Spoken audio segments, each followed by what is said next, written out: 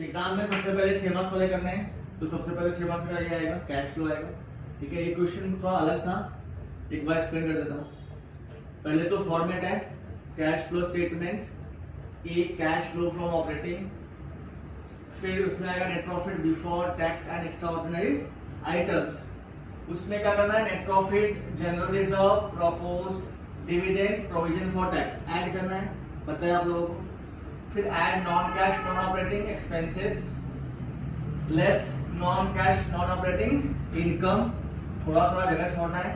Net profit before working capital changes, add increase in current liability decrease in current asset less decrease in current liability increase in current asset.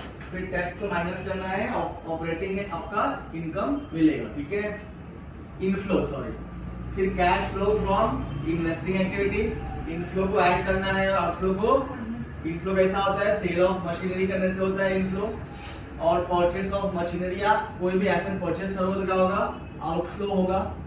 Minus में आया answer तो use, और positive आया तो flow लिखना। ठीक है, cash flow from financing activity, inflow add, outflow minus. ठीक है, तो issue of shares, issue of debentures यहाँ पे आता है। इस क्वेश्चन में क्या था, कैपिटल दिया हुआ था। क्या दिया हुआ था, तो ओपनिंग कैपिटल का फॉर्मूला याद है, क्या होता है, opening capital plus net profit minus drawing is equal to closing capital. ये 11th में पढ़ा हुआ कॉन्सेप्ट है। ठीक है, सिंगल एंट्री से निकाल दे, याद नहीं तो पढ़ लेना एक बार। तो यहाँ पे opening 1 lakh, net profit 36, 136, closing दिया हुआ है 122, 400, तो कितना हुआ, डिफरेंस निकालो, 13,600 का हो गया, ड्रॉइंग हो गया। ड्रॉइंग मतलब पैसा घर पे लेके गया है, आउटफ्लो में डालना है, कहाँ डालना है, ठीक है। इसका काम इतना ही था, इसको याद रखना। देन यहाँ पे मशीनरी का भी नया कुछ दिया हुआ था, नेट अमाउंट दिया हुआ था, प्रोविजन दिया था और नेट अमाउंट दिया था। जब भी मशीनरी रहता है और प्रोविजन रहता है ना, तो एसेट का प्राइस को कम नहीं करते, जो वैल्यू होता है वही दिखाते। तो 64 दिया हुआ था, 20 हमने ऐड कर दिया, ओरिजिनल कॉस्ट आ गया।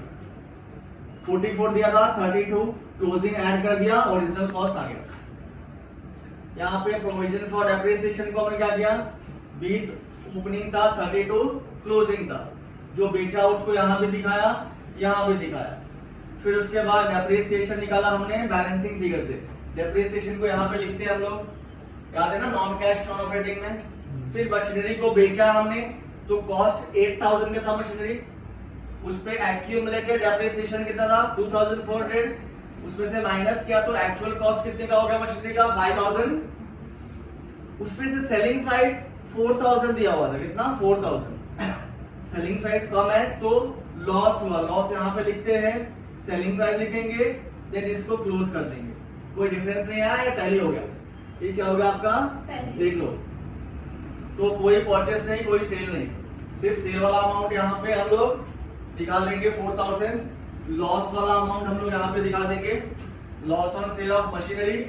बस आपका काम खत्म हो जाएगा इसका। ठीक है, फिर जो भी डिफरेंस दिया रहेगा, ओपनिंग कैश, क्लोजिंग कैश, ठीक है। फिर उसके बाद increase and decrease in current asset and current liability यहाँ पे दिखा दोगे, आपको 6 मार्क्स मिल जाएंगे। बहुत ही सिंपल है।